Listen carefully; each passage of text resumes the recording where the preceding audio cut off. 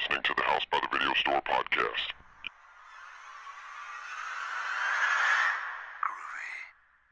There's no more room in hell. The dead will walk near. We have such sights to show you. I kick ass for the Lord! Praise God! Give away! Welcome to the House by Video Store podcast. I'm your host, William. Join me today will be Derek. Hello. And Sean. Hello. And on this episode, we'll be discussing the Evil Dead remake from 2013. And that's also just because of recent news that's been going on with Ash vs. Evil Dead. But before we get into discussing that movie, we'll go through recent news and things we've been watching. And just like to fall back up. So the Ash vs. Evil Dead, the TV series has been canceled by Starz. It is done. The third season will be the final season. And Bruce airs tonight of the night we're recording this, right?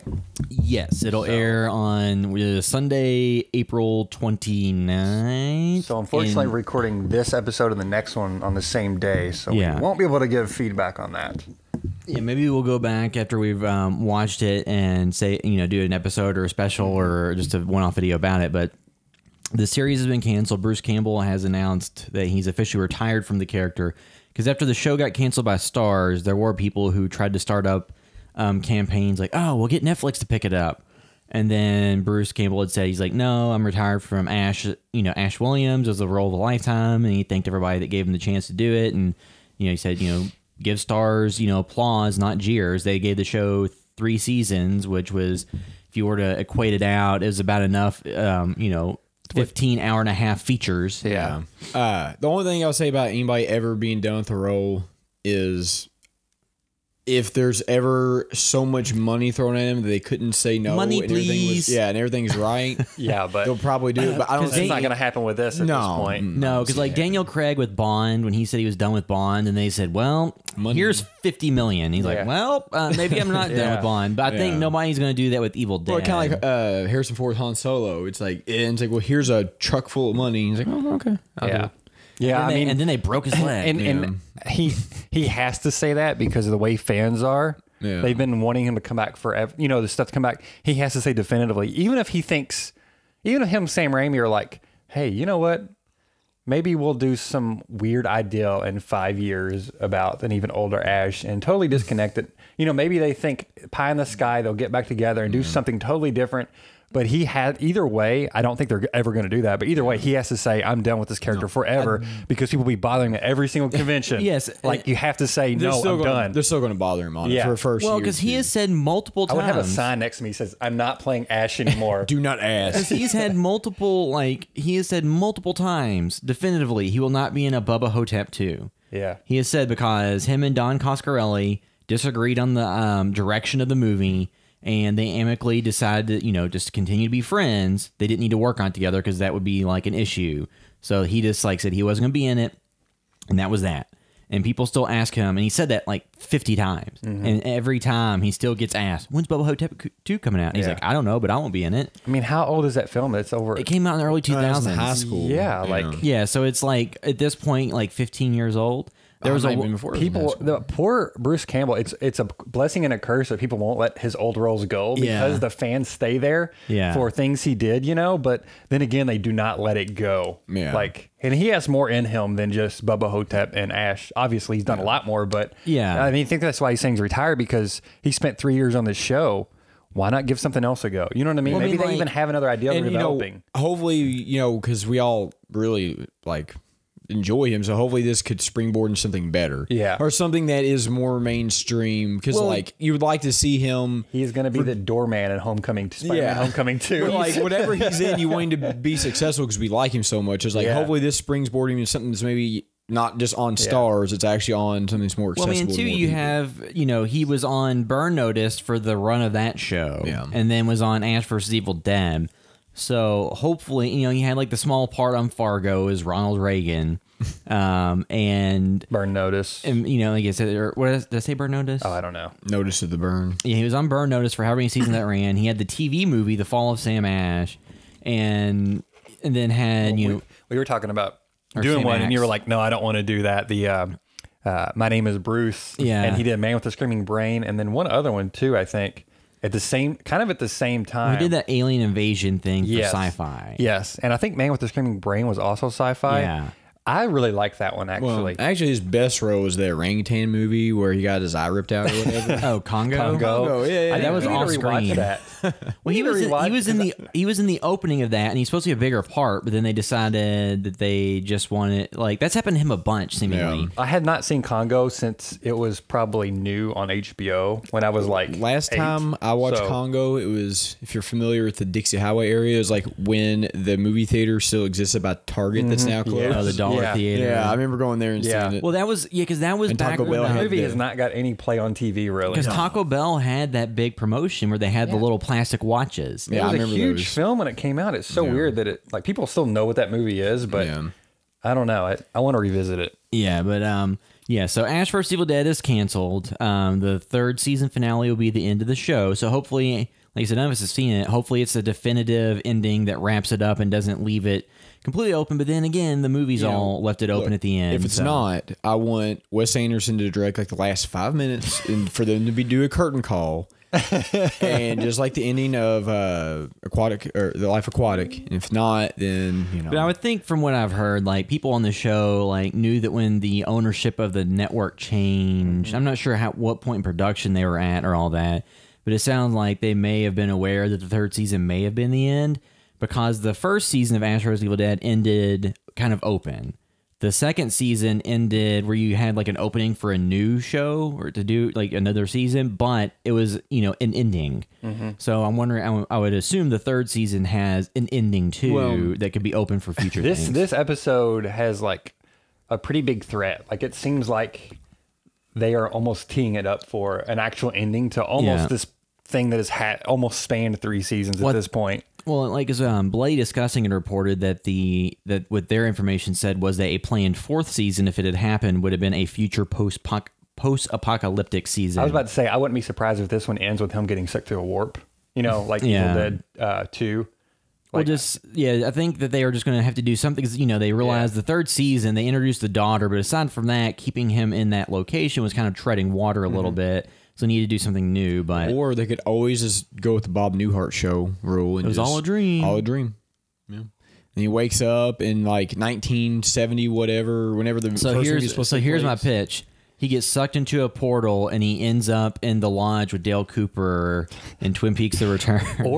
Or he gets sucked through a portal and all of a sudden he's driving to the cabin in the first Evil Dead. Yeah. And it's just a continuous loop. You know what I mean? Like that would be a cool thing. Like, hey, look, you're not getting an ending, but it's never over and it's always So going to he's continue. in a Just keep portal. watching these movies over and over. like He you're doing drops in front of Thanos in Avengers Infinity War Part 2. Actually, he was in the Marvel zombie universe or whatever. Well, yeah, there's the Marvel Zombies thing, but Which I didn't even know he was in that till like the other day. I was like, oh.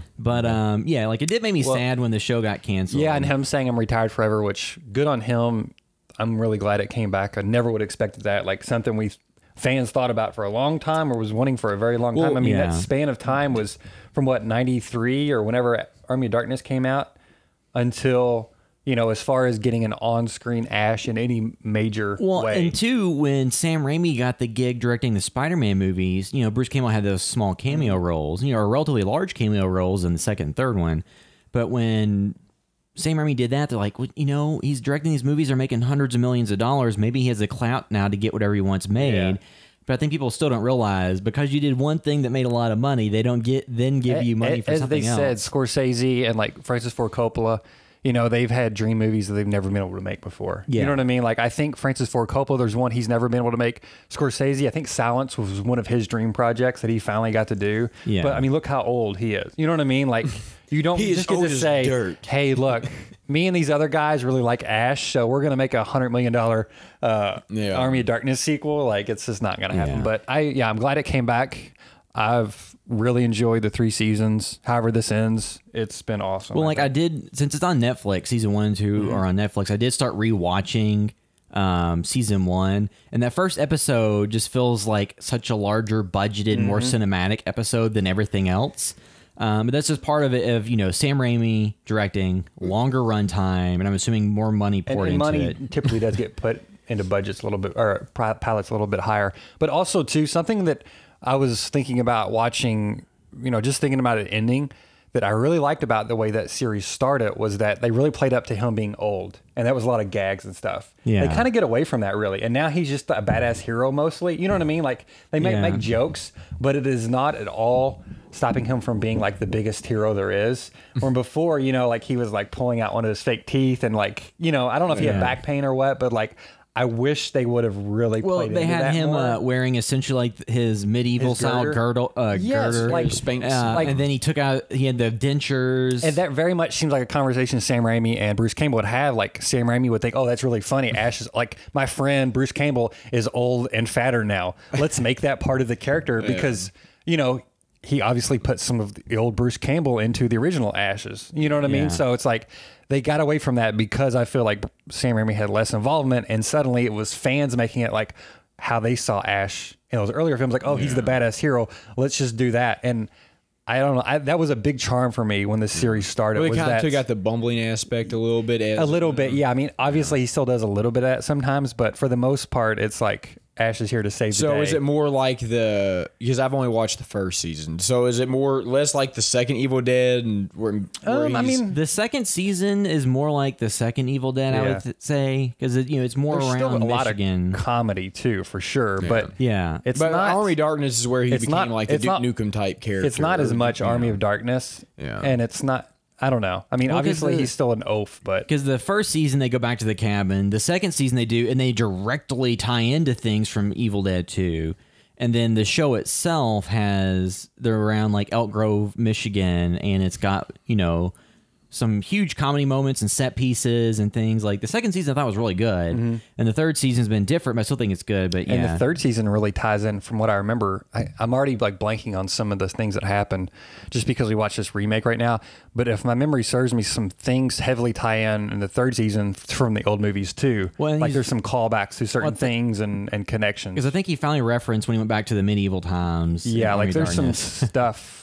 Well, yeah, the dark ones and time all travel, that stuff. yeah. Yeah, so Yeah. I've really enjoyed the way they've intertwined a lot of stuff, and this show turned out way better than I would have ever expected. Really, to be honest, thinking about an Army of Darkness or Evil Dead show on TV, I think it had at least the right amount of budget. Yeah, so that show is going away, which is sad, but at least we got to see it and it's out there and you can watch it.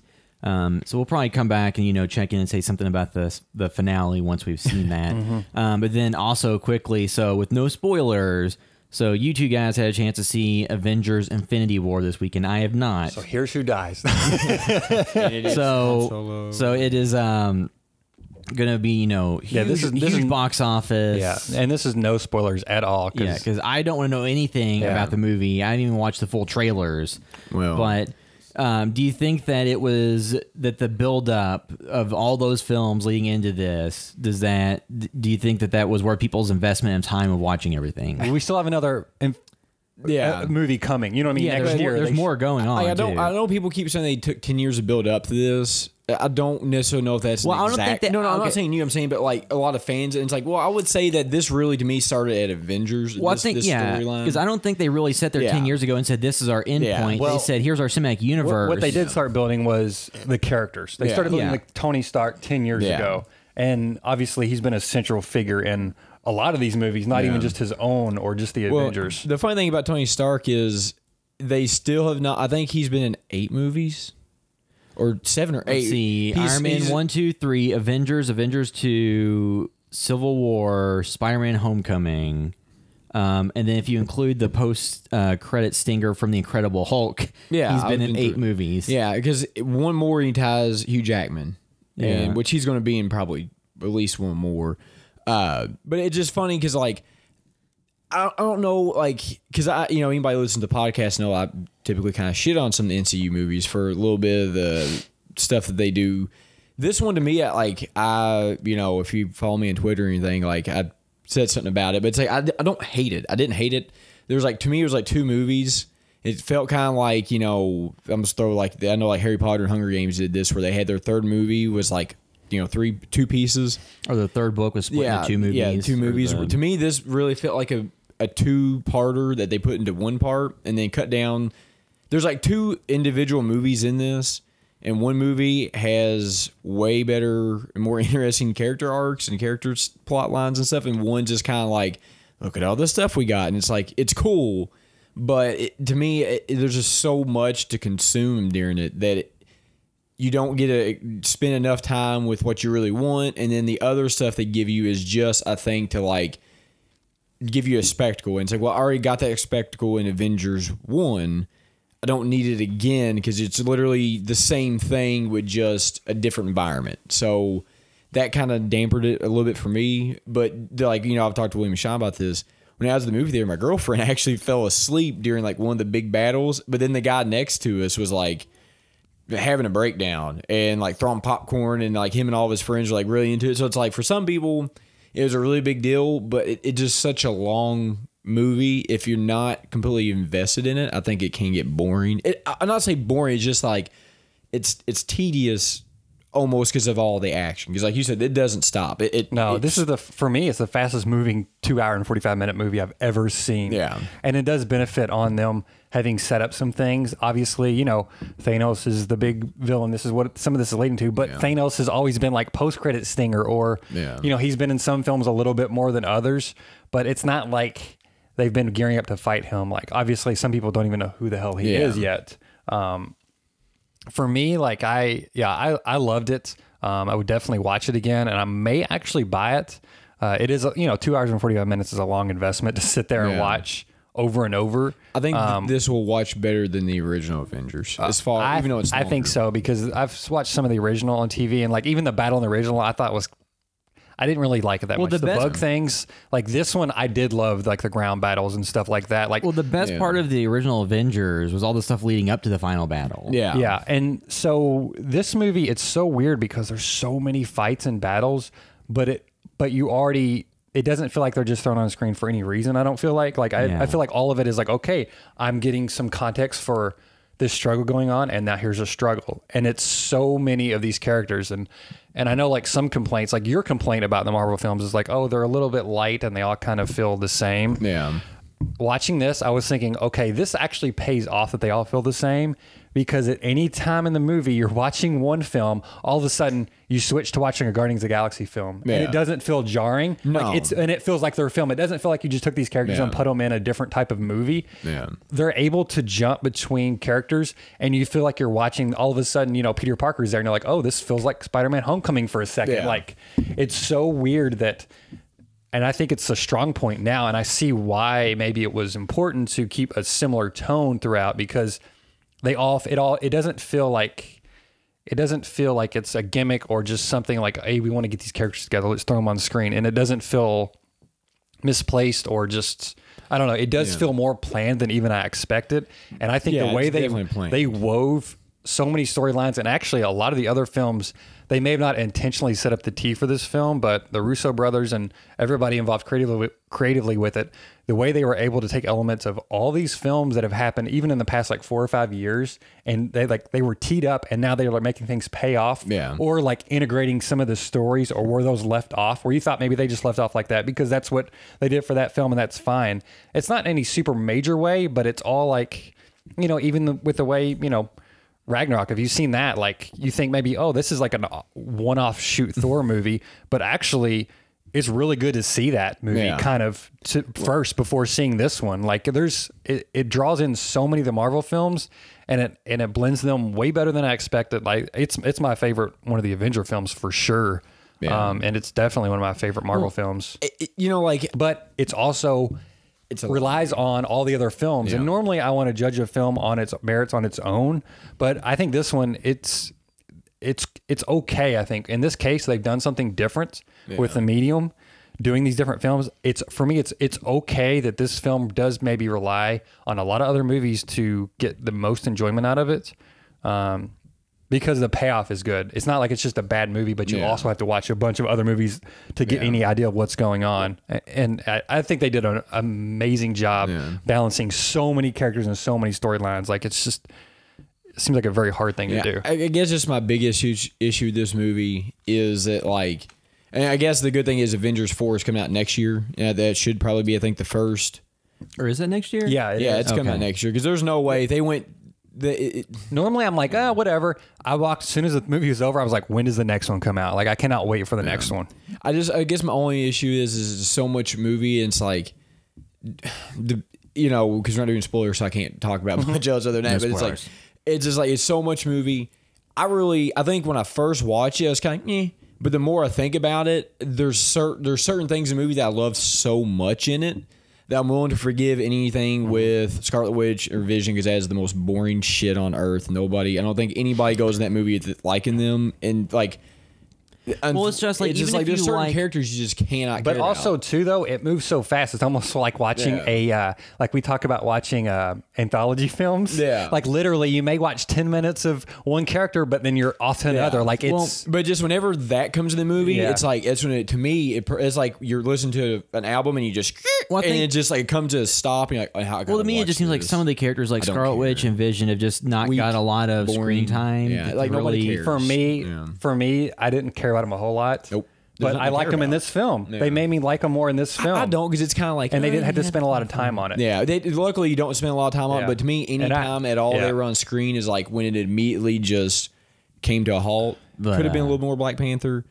Yeah, because Chadwick Boseman is just Yeah. awesome. I I can't say enough about him. He's such a like. There's certain characters you just want more. Like Yeah. Peter Quill, you want more. You want more Black Panther. You want any of the Guardians of the Galaxy. Like anytime they're on screen, Thor. It just there's so much good to it that I'll let the stuff I didn't care for. I'm very slide. excited to see what they do with the next one. Like Yeah. that's the Yeah. coolest thing too. And I think if you like Thor Ragnarok, the way they manipulated Thor and changed him is so much for the better now. I mean, Yeah. because that character went from being like overly serious and did not work to now it's like Do I look in a gaming mood, brother? yeah. And so now From like the Avengers 1. So now it's just so vastly different. And once William sees the movie, and we can actually talk maybe a little bit more about stuff that actually will reference some of the stuff in there, but I do think you Yeah. will really enjoy his. Well, I art. need to see that. But yeah, so that's CinemaCon. CinemaCon. So the things that came out of that, there was trailers there they showed or footage there. Trailers. So there was a trailer for Halloween, the Halloween 2018, They have not leaked yet. which is not online as far as I know. And Jimmy Lee Curtis personally. so saw it. without Go to our Twitter though. I have a link I'm going to send out later today. but Make sure to give us a follow. But with the Halloween trailer, so without going through like a beat by beat of everything that's in the trailer, if you're wondering what the starting point is for this new movie, like what parts of the franchise did they keep, did they omit? So the part of the franchise they kept is essentially through the end of Halloween 1. After getting shot by Loomis, Michael is captured and taken into custody. And that is the point, that is the world in which the new movie exists. Because in the trailer, I think they even like hand wave off like, oh, aren't they brother and sister? It's like, oh, no, somebody was just saying that. If I remember reading Yeah, correctly. they said see the. I probably read a different synopsis than you. And mine didn't give a beat by beat, but they said basically with one line of dialogue, they kind of throw away a lot of the mythology that was built up after the first film. It's regardless of it's just essentially all you need to know is it's Michael Myers was captured and Laurie Strode's aware that he is around and has been preparing for him to get loose. And for some reason, people at the ward bring him his mask. yeah. Like sounds like a bad idea. Sounds like Rob Zombie. Did Rob Zombie write this? And then Michael's like, Yeah. So and two, she has a daughter. I didn't hear anything about her in the trailer, but we know that. But your daughter has a daughter. Yeah, and yeah, that's right. And so she's been preparing for this, and I think she even said something like, "I've been hoping he will escape so I can kill him." And apparently, she has like a shooting range in her backyard, and it's been like, so it seems like this is her being a badass version of Laurie Strode, like Ellen Ripley style, and like Sarah Connor. Ripley from Aliens. yes, and not at all the typical female victim in a lot of the older slasher films, which is a smart way to update it, but also still make it a slasher film. So is the movie going to have Laurie Strode say "trick or treat, mother" as she shoots a gun? If it doesn't end that way, then No, it is because a like, and waste. then it's not even she says the actual F word. It's just she's like "trick or treat, mother," and she And then says as that she she pulls the shoots- shotgun trigger. It blasts Michael out of the house, and You know Then what's he gonna gets up happen? and takes a metal plate out of his onesie. And then the shotgun shot through her hands. So it does take place on Halloween, at least part of it we know. Yeah. But it would be awesome if she was dressed up like Jason Voorhees for Halloween night. So they're and just fighting fighting that way. each other. Yeah. Well, the only thing I gotta say about this is if this movie does good, I think it will kind of revitalize some of the slashers. The Thrashers. But if it just comes out and because you look, But there's so many X factors of this one because it is Jamie Lee Curtis back. It's 40 years But later. I'll say Yeah. this: looking at something like if I was a studio and I had A Quiet Place, which was made relatively low budget. And Like under probably 20 million. and will probably eventually. It's probably already pretty close to 300 million. Yeah, And worldwide. I look at something like that, and it's like, okay, that movie that has nothing at all attached to it, that is not this many years old. I did that with that, and this movie comes out and it has all John Carpenter and Jamie Lee Curtis. We gave Jim from The Office $18 million. and then and Dirtface makes this movie, and then you got this, and it comes out and it makes even if I don't know what the budget is going to be, but it's like. Well, It's it's a Blumhouse production, so it's gonna be like it's like 10 million. I would say it's under it needs 20. I think. in order for me to I would expect them to actually spend 20 on this at least. for it to maybe this is unfair. I don't But know. Split was like 10 million, so I think it's the same range as that. But for it to be a success in my mind, I can't talk Box office wise, it needs to at least compete with A Quiet Place. If it can't do that, and it gets beat by stuff like Get Out, and it gets beat by A Quiet Place, So- and these lesser non-known franchises with first-time directors, and Well, a difference- with a non-known. I'd say a difference between Halloween and the Halloween franchise, this new movie compared to Get Out or A Quiet Place. So there's higher expectations. So on it. Halloween. So I would say, just from my own view, so if it makes $100 million domestic, $200 million worldwide. I don't talk about domestic numbers. Worldwide's what matters. But Nobody cares here's about the domestic. reason. Here's the reason why there's a different comparison there. There's there is because Get Out making $200 million worldwide, or A Quiet Place making $300 million worldwide. You have you have the box office, you have the DVD video sales, and you have like TV rights. With Halloween, you have the TV show, or you have the movie, the TV rights, the DVD, all that stuff. But you also sell how many T-shirts? You sell how many Michael Myers figurines? You sell how much merch do you push with the project or the overall property? Yeah, but Blumhouse, are they going to get a cut of any of that? Well, If they Blumhouse just have the movie rights. I mean, I'm just saying, like the Blumhouse was producing it; they don't own the movie. So they probably won't get the any of people those. owning the movie rights to the franchise, like there's a bigger economy around these franchises. Well, question: what's better, $100 million in the U.S. or $500 million worldwide? That's the question. But What's no, better? here's the reason why. 500 million's better than 100. So Pixar, so Disney, from like the Cars movies, even though they gross less than other movies, are more profitable because they sell a bunch of car beds and toys and shirts. But and stuff. again, so $500 million always trumps $100 million in any situation. But the thing we have, I mean, like movie wise. But then the thing at the end of the day, But nobody's buying Michael Myers we will lunchboxes. see.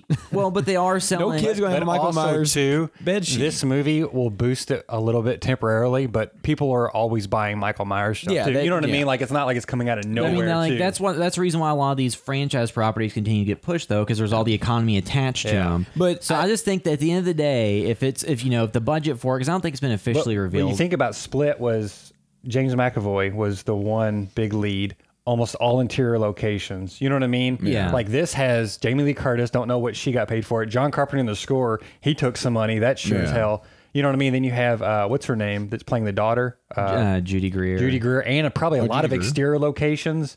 A lot of different sets being built for houses. Yeah. Like I could see this definitely being more than 10 million at least. I would Well, I say it'd think- probably be like 20 to 30. No, but, I think they had said like 15 was they? about as Okay. much. but I So- just think that, to me, looking at this movie and what it is, like, there's higher expectations on it. Now, granted, Get Out and A Quiet Place and Split all had tempered expectations. There wasn't as much. I don't think they were tempered expectations. They were just because if Get Out came out and only made $50 million, and it's, that would have still been seen as it a was success. it's success, but you don't have as much weight on but it. you You don't have- have this big tentpole. So you whole also have franchise. something else with Halloween is one, you've got the install base of fans that are definitely going to show up. Yeah. But also sometimes some of those don't even go to the theaters. They just wait to get an illegal Yeah. copy. But also Sad. something like A Quiet Place or Get Out, you have people going to see that won't see a Halloween because they see it as trash. Yeah. You know what I Well- mean? Slasher trash. You've got some adults But maybe that won't see that, but they'll watch a horror thriller because they Yeah. think it But I is. think you temper that some because like Derek, like our parents might go see this because it's got Jamie Lee Curtis. in Yeah. it. and they aren't making it out to theaters to see Halloween 6 or any of those. But I think so. I think that does, like, you wash away the stink of some of the sequels, because the way it's being promoted is not another throwaway, sequel. It's not Strangers 2. It's like, here's style. a big, it's Halloween 40 years later. Yeah, This is something you saw. to it's going to get. There's high So I expectations. think, That's true. So I think you're targeting the teen market by kind of throwing away all the sequels they don't have to be aware about, and really, I would assume, conveying all the information you need to know about the original in this new one. So really, like, teens could go see it without having all the foreknowledge of the prior movies. People who've watched all the movies can go see it. Yeah. And people who only really watched the first one or the first and second one on TV or something can go see this. So I think it's a movie that does expand out beyond, like, Rob Zombie's Halloween 2. I wonder how many teens are going to watch the first Halloween for the first time and be think, bored. this is boring. I'm not going to see that new one. You know what I mean? That's another thing, too. Yeah, but like I said, with stuff like It, Split, you have all these other movies they're all competing. They've been highly successful. So if you have this movie come out, this movie's on a pedestal. I don't care what anybody says. Like, it's on a pedestal. It's got to do good. It's got to do a certain. I'm gonna say $200, $300 million. What this movie? No, so the franchise. $100 million. Here's the thing that we're forgetting. Doesn't matter. Derek.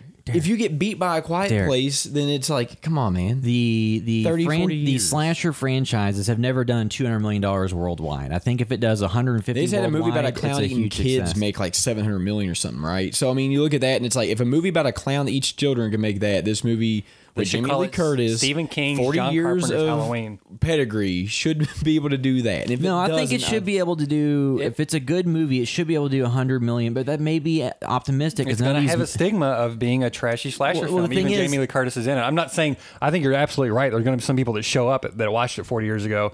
But I'm saying that's going to stop it to probably aspiring to do something like Get Out or A Quiet Place. Well, I'm saying, like, it too, has to be though, able to compete with those But you're movies saying that, but at the same time, none of those slasher movies have ever done that ever. This is different.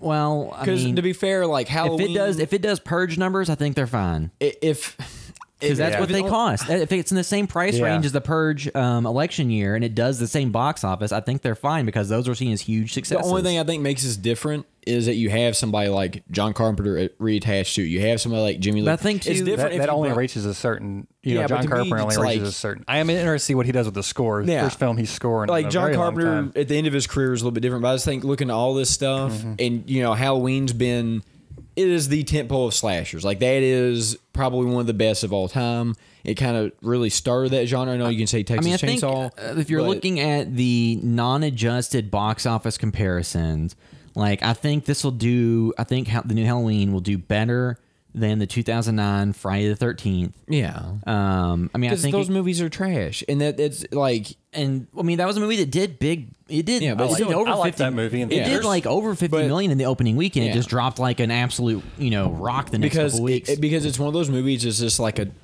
Okay, This so is the trashy Jerry. It's the Jerry Springer slashers is Friday the 13th, whereas Halloween's like the classier version. I'm of that. excited to have a lot more to talk about this summer too. Yeah. And Yeah. when the I'm trailer comes excited out, for it, and we should but- probably cover some of the rest of the Halloween films we haven't covered yet. I'll say like this October, there's so much stuff coming out because you have Overlord, you have this Halloween, you got Venom, and there's probably a couple other things that are coming out. So like October this year is really shaping up to be a good month. I think for another movie. So other stuff that was at CinemaCon, they showed footage from Suspiria that apparently is very brutal. Suspiria. And indicates it's going to be a very different movie from the original. And one of the actresses in it, Dakota Johnson, had talked about like needing therapy after the movie was done because it was so out there. And you never know how to take that stuff. Yeah. Did you see any of the pictures? She needed physical Did you see any therapy. of the promotional pictures from this? I saw I haven't seen anything for the it. poster, which is just like the No, S, that's not. but- Yeah, I didn't think that poster was very good. There's one pictures of her, and I guess they're officially released because they're not like, they don't look like bootleg or anything. Essentially, her chest looks open, and I thought, oh, is this spoiler because is she like killed or something? But you look again, and it's a giant vagina. It looks like it looks like her skin's pulled back. So Yeah. I'm sure it's maybe is or something. But if you know anything about the original film, let's just say there's supernatural elements. If you haven't seen it, go watch it because you don't know what's going on until a little bit later in the film for sure. But yeah, it just seems like there is some supernatural stuff in this footage they've shown that's I don't know, they about a body being mangled and twisted because somebody else is doing something in another location. Like I don't know. It just sounds very awesome. And they said they can't tell if it's practical effects or CGI, but it was very disturbing to a lot of people. They said some people got up and laughed. Yeah, which too, it's general audiences, at this place. It's not just... How dare you? So basic, and it's an Amazon Studios release. So they've done other things that have had success because, like, was it Manchester by the Sea? I think was released by them, and then I think was it Moonlight. Moonlight was A24, but it was Wasn't it? It was put Or on was it Amazon? It was Amazon Prime. I can't remember. I'm trying to remember something like Moonlight Neon may have Demon. been. Regardless, Amazon Prime does like limited theatrical rollout to some success for movies and then award success. So, like when this movie, we'll have to wait and see like what the rollout plan is. And this is by a director who like won an Oscar a couple years ago. I haven't seen any of his films, and also it is not just a remake; it is inspired by. And they said Tom York or whatever of Radiohead is doing the music, and they said that's very disturbing, or not disturbing, but very unsettling and weird. Yeah, and not like the Goblin soundtrack, which is good because it's like one of my favorite, but. Don't try to mimic Suspiria. And it sounds like they're doing all the right they're things. just taking a general idea. I really wanted to get Yoko Ono to do the scores. Just hitting the bucket, and it's like, what? That would be hell? unsettling as well. So I'm like hype level 100 for So this we got film that coming out. So then another movie they showed a little bit of footage from was the Shane Black Predator movie. I'm very excited and it seems like the reaction was mixed, but I think it's mixed between if like I am somebody who really enjoyed the first Predator as a kid. When I saw it, I liked Predator 2. Predators, the Robert Rodriguez produced one from a few years back, I thought was a fun enough movie. It wasn't great, wasn't terrible. I thought it was solid entertainment, but that was about it. Because it had was it Adrian Brody doing the gruff voice. I'm muscular Adrian Brody. So like that Forrest one I thought, Whitaker. Yeah, Forrest Whitaker. I watched Black Panther. I thought it was Morpheus. Oh, was it? Yeah, it was Forrest Whitaker. Oh, okay, yeah. No, yeah, it was Lawrence Fishburne. Yeah, okay. Fishburne. Well, I just watched Black Panther, and I was thinking about the Predator because we were reading about that, and I was like, oh wait, was he in Predators I would also? love Fishburne. Crap. Forrest Whitaker. Yeah, Forrest Whitaker, because he didn't got time. He's for also that on that Star Wars Rogue One, and I was thinking about, is he always going to play these old like sage characters? Like that's what I was thinking. I about wanted this to be. Yeah, I wanted to be. So basically, yes, it is Lawrence Fishburne who is in Predators. Yes, okay. And then it also had like Walton Goggins and some other people. But Topher Grace. Topher Grace. Walton Goggins is going to be the villain in some new movie. Tomb Raider. No, but like a new one. Oh. I think it's a superhero film coming out because I just saw that and I was like, oh man, I need to tell William, and I can't remember what it is. But the footage, what they described basically was, I think that the storyline. Ant-Man. He's a villain in Ant-Man, I think. Okay. Or at least a character. So I think that the part of the storyline in the Predator movie is that one of the characters like military or something, and they find part of a spaceship, and he doesn't want to get so he sends it home to like his son, and then that ends up drawing predators towards whatever the item is, which brings them into like a suburban setting, which is kind of the overlay or the setup for how the movie happens. And that was really all you got from the information they showed at the CinemaCon. So to me, that's fine. Like predators in a suburban landscape with some pretty awesome actors in it, and some candy because it has like Keegan-Michael Key in it, so it's got people in it that like aren't necessarily like action movie mainstays. I'm excited to see how it plays out. But with him, it's like okay, he probably picks somebody with charisma and on-screen presence versus I trust muscles. Shane. Yeah, I trust Shane Black. So he's done enough stuff I've loved. So it's like So a lot of people are upset. They're like, oh, it's not in the jungle. But the thing is, like that worked once. That worked once. Yeah. If you do it again. I know the other one's on their planet, but in my mind, I thought, oh, cool, different planet. It was basically a jungle. You know what I mean? It was the same thing. Yeah, it's like it's fine with me switching it up. And then too, they said that they're like the predators may have used like genetic enhancements on themselves and stuff. And predator dogs. So, I mean, like to me, like all that sounds fine. Like I think the thing that a lot of people have an issue with Shane Black with like Iron Man 3 is he doesn't necessarily hold the source material sacred. He's like, here's the jumping point for an entertaining movie. Let's make it. And that really pisses off purists. Give him a Star Wars film. That'll go well. Well, we saw what happens when you do that, But yeah, with that, it's like I love the Predator franchise, but Okay, let me rephrase that. I love the first two Predator films. I love the first one, the second one. Well, there's only 3 Predator films. Yeah, well, you have Alien versus Predator. Those don't really count. Yeah, they do. I mean, those are Predator Those films. don't They count. I have don't really Predator in include them. those as parts of Yeah, either look, franchise. they're just trash, but they're still there and they exist. But I mean, anything at all, because you can't read as much as I love the original. I don't want Carl Weathers to come back and get both of his arms blown off If you again. do Like, the give me exact something same, different. Yeah, you don't want to do the exact same thing. Yeah. And in the modern world, like it would be the same movie. So Yeah. doing something different, I think, is important. And like the way Shane Black upends tropes and does, awesome intercutting of action and things. Like I'm excited to see what the director of The Nice Guys does with Predator. Yeah. So I'm in on it, and lukewarm reaction and to he footage. from what I've read before, he pushed for this. He pitched this film. It's not like they came to him Yeah. and had to convince him to make a Predator film. Like he had an idea. He was very passionate about it. And he was involved in the original. Yes, So it's yeah. not like this is some Yeah, he was guy in that's it. never. Yeah. It's not like this is some guy he obviously has ties to the franchise. He was in it. Yeah, I think he'll be fine. And then like did some uncredited writing work. I Rewrites, think. yeah. I think he'll be fine. Other thing, briefly, just real brief. We don't have to go into this too much. The new trailer for the Venom movie showed the symbiote suit, so he will be wearing it. Yeah. I mean, there's not much to say because it only shows it for a second. I saw a lot of people saying like, "Oh, it looks like Spawn from the Because 90s." it's the same. That drives me. Well, Todd McFarlane he made them both. Todd McFarlane drew, the Spider-Man and Venom stuff in the early '90s, and then he went to Image Comics and did Spawn. So in both movies, and Venom and Spawn both have symbiotes that are different types. Same character. So- same artist. So there's only so many ways you can do the animation on the symbiote, because if you do it, like I think kind of looking like the mutated kind of textured costume is you can do that, or you can do the completely smooth like latex type costume that it was drawn as in the comics some, and I don't think that really works. So we'll have to wait and see, but I mean the trailer didn't show all that much more. We still Because it's still early in the game. They're not going to show a whole lot. But you can now see what the suit looks like, and it does look good for what it is. Yeah. I mean, it's still like early on. They could look better later, and they could show more of it. But well, they're going to show Who's more directing of this it. again? it was Ruben Fleischer who did Zombieland. Okay. But I just thought it was so funny. A lot of people were like complaining about that. And it's like, well, they're made by the same guy, and it's the same kind of suit, and people forget too. The only reason why that like even exists is because like the black suit Spider-Man was to save money.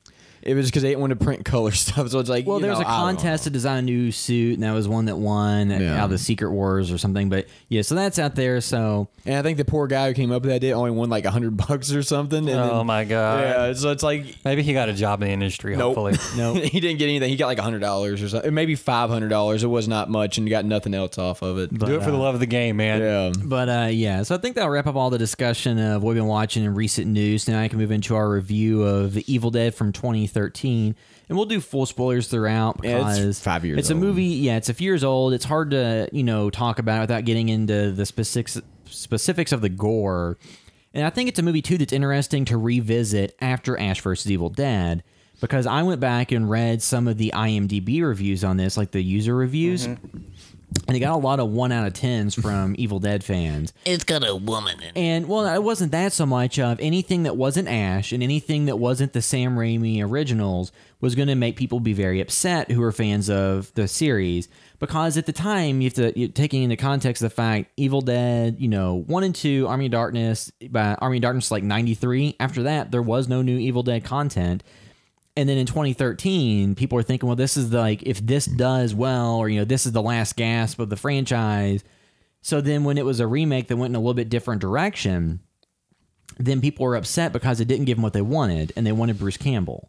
And two, this was a movie when it came out in 2013. I saw it at one of those preview screenings. It was like a couple weeks before it came out, so I got to see it for free. And an absolutely packed audience that was mostly horror fans. So that kind of colored the experience because it was a very vocal audience that really elevated the experience as it was going on. And then this stuff, like I said, full spoilers.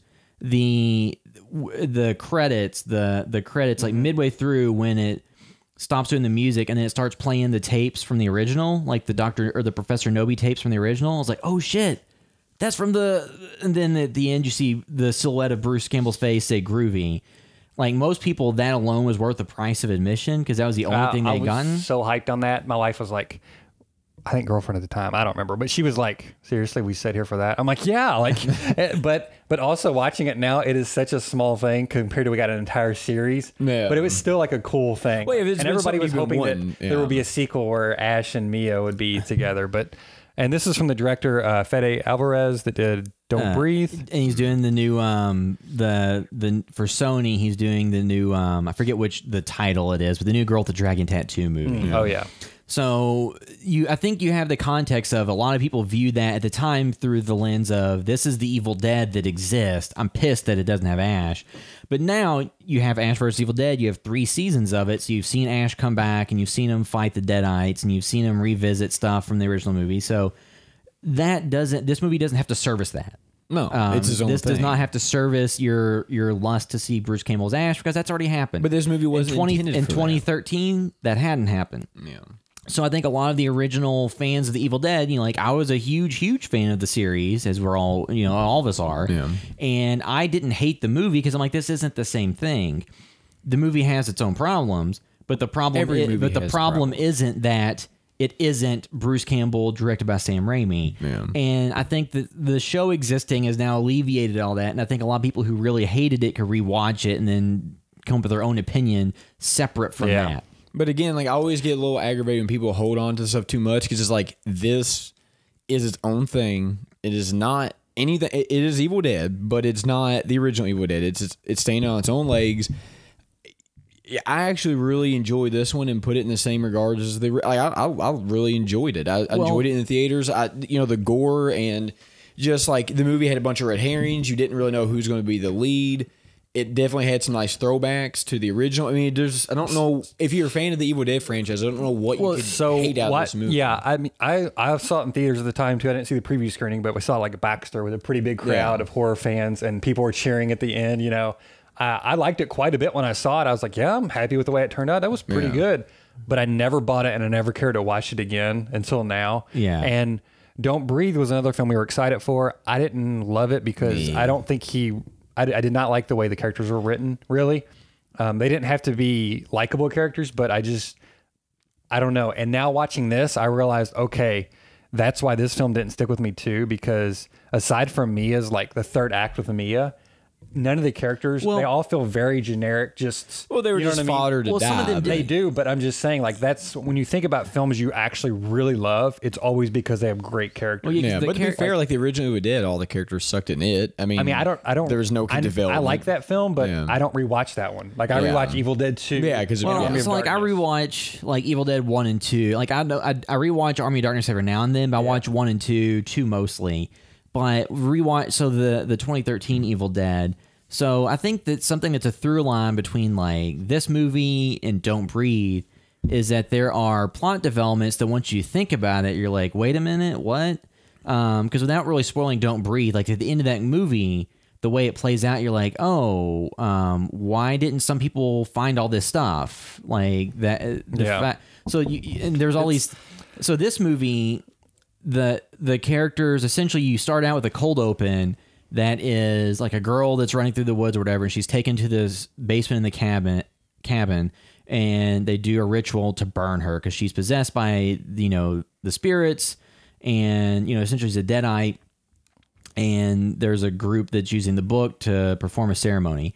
They then, for some reason, leave the Necronomicon there, and then after having burned the girl, like later, your main characters go there because Mia is trying to kick her drug addiction, and they take her there. So when she goes through withdrawal, they can have friends there supporting her to help her get clean. That opening sequence is good too. That's really good. I think I like. Yeah, that a lot. and that felt more.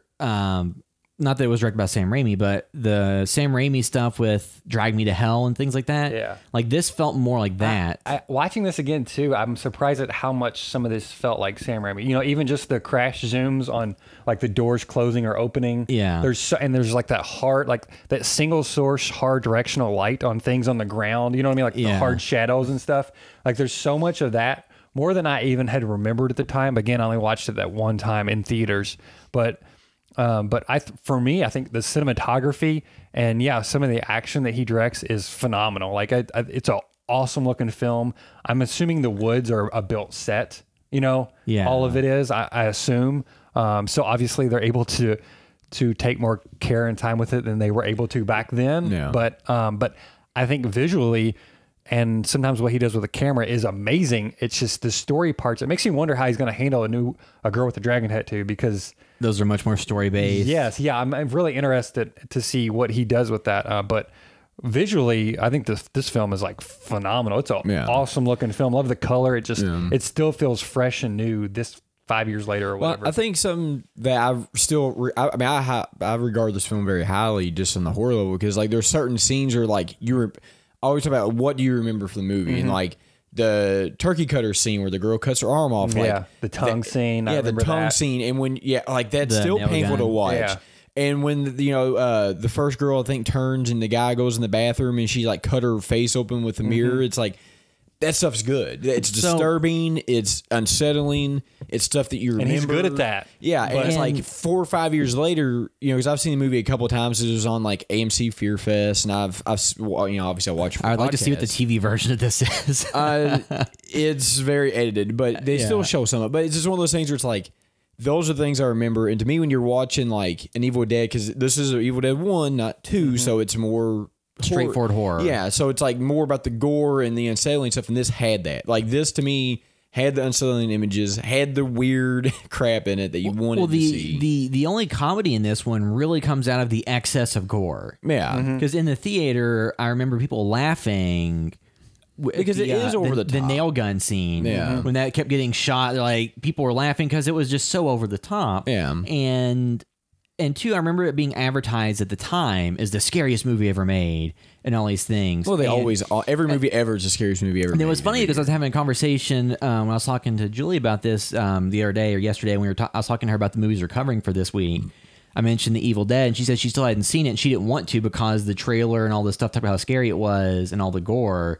And I explained to her, I was like, well, I don't really know that there's, what I would consider to be quote unquote like scares. It's just a lot of over the top gore. And I described it. She's Some like, of it's hard "Oh." to watch. She's like, oh, yeah, I don't want to watch that. Yeah, it's hard to watch. Like the It is one tongue of the scene hardest- is like, it's still like watching And- that, I can't look at it. And it's a lot of It's, practical effects because there's not a super fake veneer layer to it. That was the right direction to take with this remake, I think, is because you got, even though some of the fans may come for some of the comedy, there's nobody who's not a fan of horror that is a huge Evil Dead 2 fan. You know what I mean? Yeah. Like Yeah. so it's like, what do? We can't just make a new Ash Williams appear out of thin air and somebody with that charisma and that people are going to latch on to.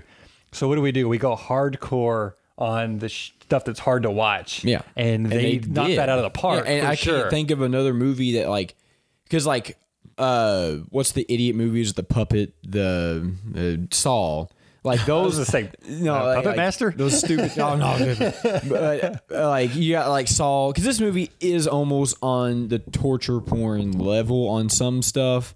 But like to It's me, way more active, It's way though. more active, Yeah. and it's because like Saw is just so ridiculous because it's like, I'm gonna put you in this room and you're gonna. Yeah. It's like, okay, Well, whatever, contrived. Whereas this is not that. It's just like, oh, here's a razor blade, my tongue's cut in half, and it's like, oh, So it's hard to watch. Something I'll say that is a difference between the original movies and this one is that in the original movies, it felt like something happened. It felt like time actually passed for the characters in the movie, and they were just waiting for the next horrific thing to happen. Yeah. And they're in the cabin, afraid to go outside, and it felt like there was a little bit of time that passed for the characters in the movie. In this one, it felt like everything was immediately like bang, bang, bang, bang, bang. This There one- wasn't much time there's- in between anything. But I think that too, though, is probably because I think the reason why the original was like that is money. You know, they where this they one- padded it out a little Yeah. bit. But I mean, and But I this think one that- actually had a production. well, I mean, level it's behind it. also a difference in making a movie in the late 70s and the 80s versus today, because back then you would build up the tension, have like this big moment, and then after that you'd have a little bit of like, a period of time to kind of recoup and get But back into it. That doesn't have an audience. You got to keep things going. So, and then in the movie, Mia going out and crashing the car, and then being in the creek or the pond. Yeah, I mean, too, the robe being washed away, like, they did a lot of things. I'm like, what are they going to do here? They do it smart ways to accomplish the same things, but make it feel natural in that world that they built. because a more realistic world. because they don't have the wide shot of the bridge being like gnarled and Yeah, Ash which would be going, weird in this "No." movie. Yeah. So you don't have those kind of ridiculous moments. I mean, that's what made Because those, it wouldn't have fit in this movie. It would have been the, like the tone they went with, and the thing that I think people have that horror fans don't realize, and I've been guilty of this too, is a horror comedy. So a lot of people love horror comedies. People love Evil Dead 2, love these different even more recent movies like Tucker and Dale vs. Evil has a fan base. But those movies didn't make a ton of money, and Army of Darkness, is the biggest, prior to the TV series, was the biggest budget that Sam Raimi had for that series, far bigger budget than the first two, and it didn't make much money. It made like $15 million, like in the U.S. or something. So horror comedy, and we've seen this with some of our short films that have comedy in it. People want stuff to be scary or they want it to be funny. They don't want some middle ground, and that just makes it hard for studios to sell. So even though Evil Dead 2 is a horror comedy that we all love, if you make that in the modern day context, like Cabin in the Woods had, I think it came out, it was after Chris Hemsworth was Thor. I mean, they shot the movie before, so it had Thor in it from with the director of the Avengers being like a producer on it and a co-writer, and it couldn't. I think like worldwide it made less than 50 million off of like a pretty decent budget. Yeah. So if a movie that's a horror comedy that has Thor in it and all these big names, behind it, and it can't crack a certain box office, it couldn't make more than its budget in the US. Like, what is an Evil Dead movie? It can't make more than its budget. So I think that it's kind of a damned if you do, damned if you don't, because a horror comedy, in order to be profitable, needs to be really cheap. Yeah. Because even though horror fans love it and will watch it, it's not going to break through to the mainstream, really. Yeah. I mean, there probably are examples of ones that have, but it's more rare than not. Yeah.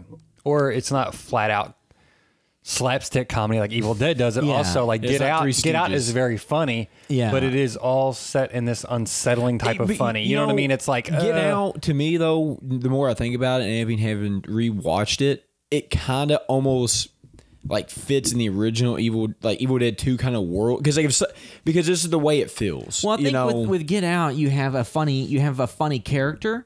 And you have a director who understands comedy. Yeah, I think that helps. So you have a funny character. You don't have a funny comedy. You don't have as many funny situations. Yeah. So I think that in horror, it's fine to have funny setups and to have humor throughout to kind of relieve the tension and pressure a little bit. But I think if in a modern world, if you make a movie where you have the full-on Ash breakdown in Evil Dead 2, where he's laughing at the cabin, a Three Stooges bit in the middle of it. I think that, what? So even though those of us who are fans, in Ash vs. Evil Dead have enjoyed those gags, but I think the fact that the show itself didn't find a huge audience is because people, when they want horror, they want it to be quote unquote scary. So they want to go watch American Horror Story or The Walking Dead. Yeah, what everyone considers scary is different. But we've even seen like horror TV kind of. Because a lot of times people want the scary music, and then they want silence, and then they want a jump scare with scary music, and then they want a character with their mouth wide open going, ah. And so there's a lot of things that are expected. So with the movie, I don't think they could have come in and done a horror comedy, and it did as well as this one did. But again, with the director they had and everything they did, it wouldn't have worked. I think the most enjoyable thing to me is like, this is one of those movies where I really didn't see, what was the main character's name? Mia. I did not see her being the hero at the end. Yeah. I didn't see that coming. So when it set it up, and then once you saw like the stereotypical Ash Williams type, like her brother get killed, you're like, oh shit. Yeah. So, like that to me is something this movie did really well, because I didn't see that coming, because they kind of set it up as like you thought. Because you had different elements from every movie. They had like where the girl cut her arm off was very reminiscent to Ash cutting his hand off. If you think about it, by the rules that the second one set up, like, okay, she's fine, but she wasn't. Well, no, but here's the thing though. Here's the thing that I had issue with when I saw it originally, and I still wonder. So in this one, Mia, after she's kind of possessed, goes in the shower and turns it up so hot that like she gets like her boils on her skin and things like that, and then she cuts her tongue. And then later, once her brother goes through the ritual to kind of cleanse her of the possession, she's back to being normal and unharmed. In the original Evil Dead, like when Ash got turned into a Deadite, it was just Deadite. He didn't as a Deadite disfigure his body and then get transferred back and be fine. So I think that type of logic, so that was the same thing like Don't Breathe had like a leap of logic. You're like, really? But okay, I kind of dug it. So, the rest of the story, so it's okay. So I think there's like the elements like that a lot of fans latched onto as saying it was shit, which like it does seem like a kind of a plot hole. But to be fair, there's so many other possession movies where the same thing happens, and as soon as the person becomes non-possessed, they're fine. For So me, like, a lot of times I look over any of those little small things like that. Like I just think about, I don't know, it's easy for me to let those things go by because obviously it was thought about by the filmmakers. Normally it was an intentional thing. Like it wasn't just they made the decision on the day of the set. You know what I mean? Like they thought about it. They had a reason. Did I enjoy the film or not? You know what I mean? Like it's like in a movie those things bother you, then where a person that's fine, cuts but- their arm off with a turkey carver, I'm going to let a lot of things go. Well, I mean, it's one of those, they read from a book and it causes an evil spirit to possess people. There's a little bit of suspension of disbelief there's a that little goes bit on of there. suspension. There's a little bit. So I think too, like, the character reading from the book early on, that's no worse than, an Evil Dead 1 or 2, them listening to the tapes. So, I mean, all this stuff that's set up, I guess the only thing that people complained about is, like, after the possession, like, people did things that were unrealistic, like when, I'm forgetting all the characters' names aside from Mia, but when the... Exactly. My point about them it's having hard to remember their unmemorable names. characters. Well, because they're just like your stereotypical horror fodder. I mean, they it's were just, there it's, to die. They're about as memorable as a Friday the 13th cast. Actually, less than some of those. But this just follows the same formula as the original. When the character of Natalie goes into the basement because Mia seems to be normal again, like that seems like a huge flaw in logic. When I mean, like, but it is a whole thing of in Evil Dead when people turn good. And they think, you know what I mean? Like they play with that a little bit in the new series. When so Mia's brother David decides to try to save her, like I'll give that's fine because a lot of cases, family member, significant other, friend or whatever, there are times where people would be like, well, if I can't save them, it's not really worth me surviving, so I'm going to go all out. So I get that. I don't have problems with that. Then the other characters like Eric and Olivia, like Olivia's probably the least fleshed out, or I don't know. I think her character, like the nurse and Natalie, which was like Mia's brother's girlfriend, they were not really fleshed out and didn't get a ton to do.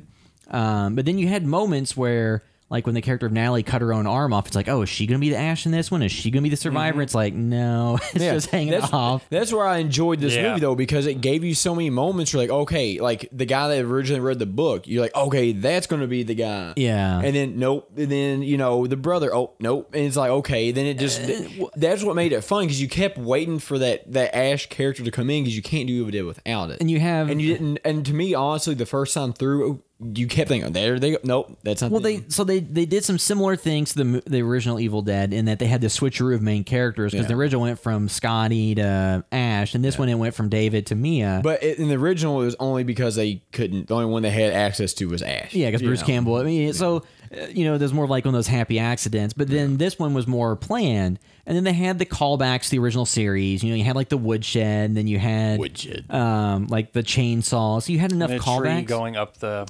You had so the element that like after the fact, like Sam Raimi and Bruce Campbell talked about, like maybe we should have not done that. Like that's funny that's an element they kept in this remake and made it even more overt and kind of grimy. But this movie's very grimy. So this is a movie that if somebody is opposed to gore, you should not make them watch this because, like I said, Julie, like she's not a huge horror fan, even though she's been in horror stuff. Just because locally, it's all either horror movies or faith-based movies. There's not much in between. Because those are like the cheapest ones to make, probably, and they have a built-in audience.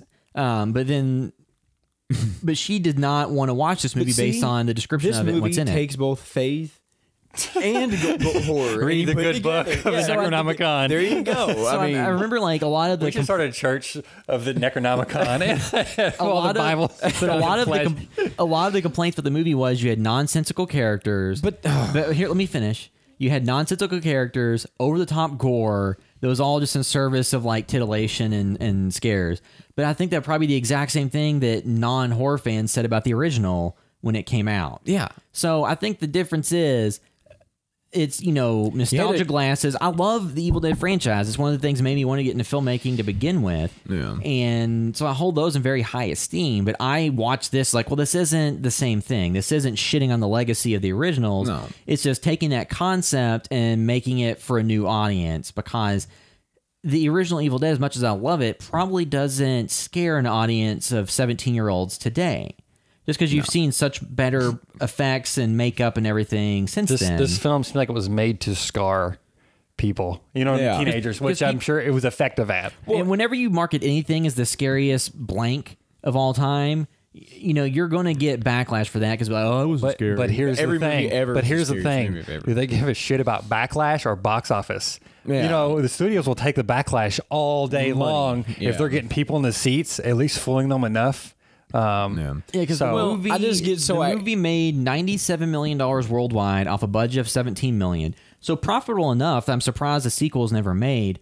But I think there's been discussions after this movie with Fede Alvarez and Sam Raimi, who years ago had said well, maybe there's a possibility for a sequel that'd be a crossover with Ash and Mia. But I was kind of dead thinking now. 2013. The film released in 2013, so it should be Yeah. before that.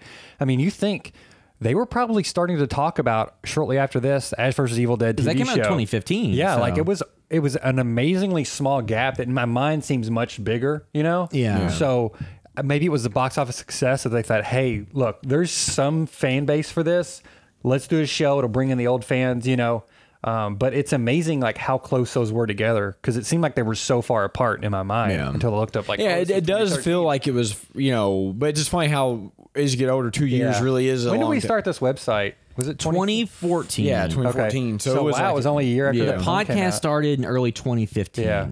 And all that, because the Evil Dead, Ash vs. Evil Dead came out in October of 2015, because that was the one that broke our site when we had the trailer. And now it's coming to an end. Looking at this movie in retrospect, I really enjoyed it when I saw it. And, all of us are huge fans of Evil Dead. I mean, I think that's a movie probably all of us have watched countless amount of times. I think it would have been easy to shit all over it, but I just remember being excited for it, going to watch an opening weekend.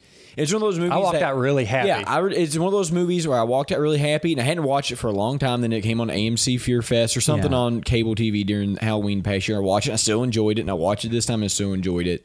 So it's to me, and there's certain things in that movie that I always remember. So it's one of my things about horror that we talk about a lot is what do I remember about that movie? And there's a whole lot to remember about it. And regardless, I just honestly don't know, watching this movie, what somebody who is, because I'm also a fan of the franchise, could come out hating this movie about. I don't understand. I would need somebody to give me an actual. If you're a fan of, is it because if you're a fan of the Yeah. charisma, not just saying it's because it's not Bruce Campbell, but if you're this film has a strong personality, I just connect with his. But I'll go to them as Evil Dead 1. He had no personality. Well, so when I know, you compare it, this is Evil Dead 1. Yeah. This isn't Evil Dead 2. Well, I this think- is the original. If you compare it to that, he had no personality. Knowing what I know about the movie, he only is in that role because that's the only person they had. I think what I laid out though is that people said you have the. So the logically, I think too, the other thing was there was the buildup of the book showed you what needed to happen. And so it usually would show in the book what happened before it happened, somebody cutting their face. So they said it choreographed everything that's going to happen before it happened. And then the movie replicated a lot of stuff in the original, just more over the top gore. It didn't really have an Evil Dead 2 Ash performance that stood out. But let me finish. And then it didn't say. And then when you finally got the big bad at the end, the Deadite that appeared after the 5 people had died or whatever, it wasn't up to par with what they wanted.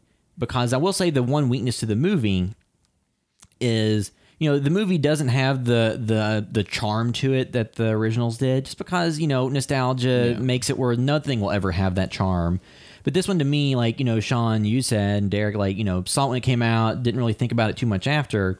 It didn't really have a charm with any of the characters that left you. I remember Mia being cool. Me too. But the thing I think that was a big difference was at the end, once some people died and you had the blood rain down and then the final Deadite come out that was powerful enough to flip a Jeep or whatever, it wasn't very memorable.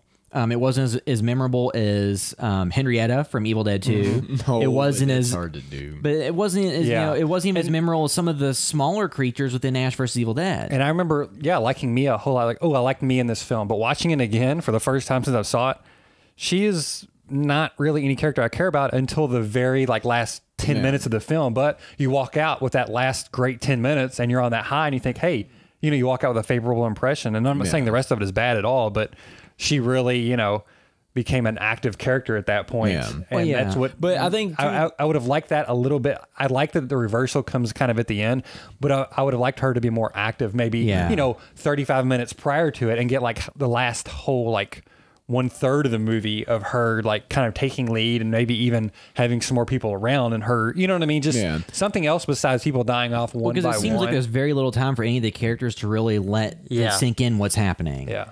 But I think that's I'm okay with. I gotta let a lot of stuff slide on it, but it's just one of those things where it's like with Evil Dead, we've watched those movies. You probably watch them for 10+ years with all we listen to all the Bruce Campbell commentary and all 10+ years at this point. It's probably 20. I'm talking about when the movie came out. Oh, 'Cause, yes, I probably started watching around 2000. Okay, yes, yeah. So up until this point, I had at least probably more than this. A lot of baggage going into the movie. A lot of baggage, a lot of Bruce Campbell commentary, a lot of Sam Raimi had all this stuff going into it. So I think a lot of people kind of forget that too. It's like you had for some people it was more than that. You might have 2 decades, 3 decades of stuff going into this movie of memories about it. So it's like, okay, you go into that knowing this. This movie cannot replicate 20+ years of commentary of Bruce Campbell. Yeah. Watching the movie is just what it's like the new Ghostbusters film. It cannot live up to the hype of the old because it doesn't have the 30+ years of stuff behind it. And two, I think after having watched Ash vs. Evil Dead, I mean, this newer one isn't that far off. From the gore and the character stuff. It just it's serious. So I guess we can all just to kind of wrap this up, give our score out of 10 on what we give the Evil Dead 2013 remake. So Derek, what would you give it? I'm going to 9 out of 10. Wow. Because I've really enjoyed it. Wow. Wow. I rewatched it. I loved it when I originally saw it. And, it's kind of like Sean said, sometimes you watch movies and you love them and you just don't rewatch them. Because horror movies, to be fair, even if it's a great horror movie, a lot of times it's the blown effect its load once you watch the effect it once. Works once. So it's like, oh, okay, whatever. But then, I've rewatched it once or twice and I actually sit down and rewatch the entire thing and it's like, I really enjoy this. The gore lives up. There's still moments that are hard to watch. You can watch it 100 times. I'm not going to be able to watch the tongue scene. Yeah. It's disturbing in all the right ways. It's not, it is excessive gore, but it's it's not as mean-spirited as something like Saw or stuff like that because it's just so ridiculous. Well, that's and still over pretty mean-spirited. It's pretty mean-spirited, but it's not.